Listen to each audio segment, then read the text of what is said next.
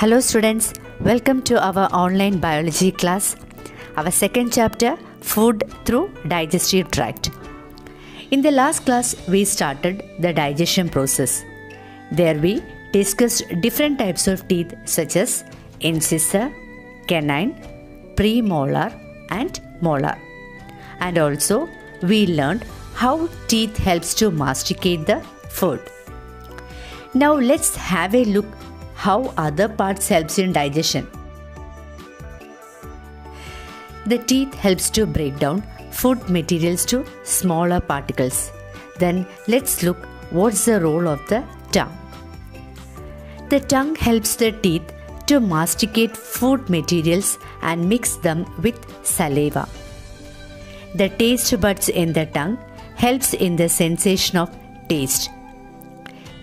The taste buds in the tongue are sweet, sour, bitter and salt.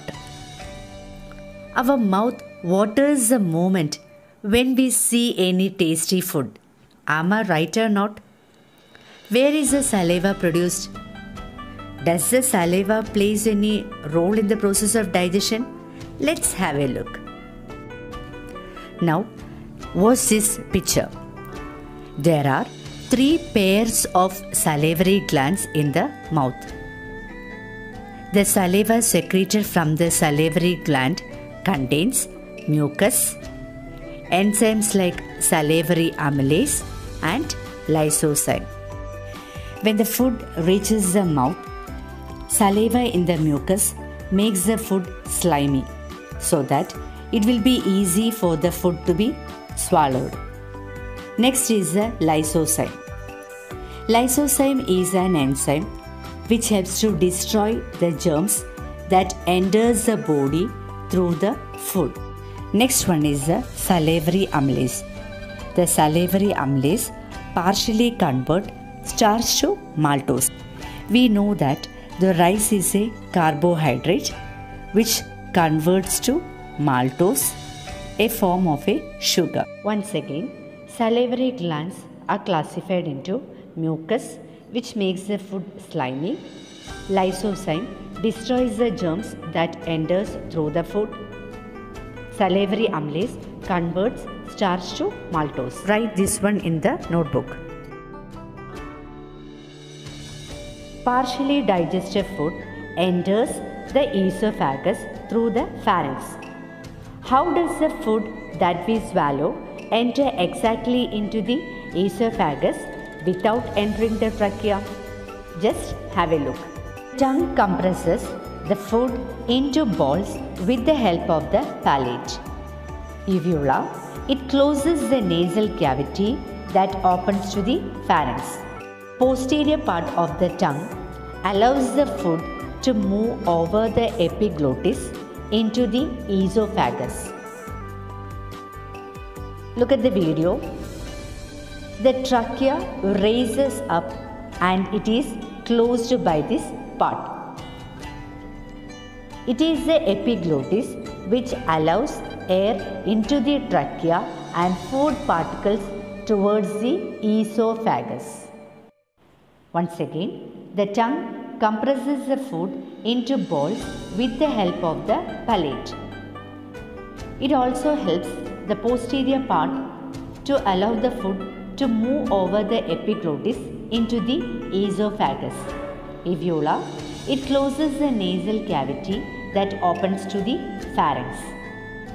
Epiglottis, the trachea raises up and it is closed by this part. Students, this portion you have to write it in your notebook.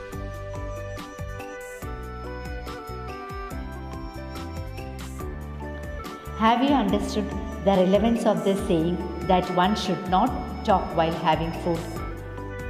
The partially digested food reaches the stomach through the esophagus. Let's learn the process. The wave-like movement of the food particles through the walls of the esophagus is called peristalsis. Once again, the wave-like movement of food particles through the walls of the esophagus is called peristalsis. Write one question. What do you mean by peristalsis? It's very important.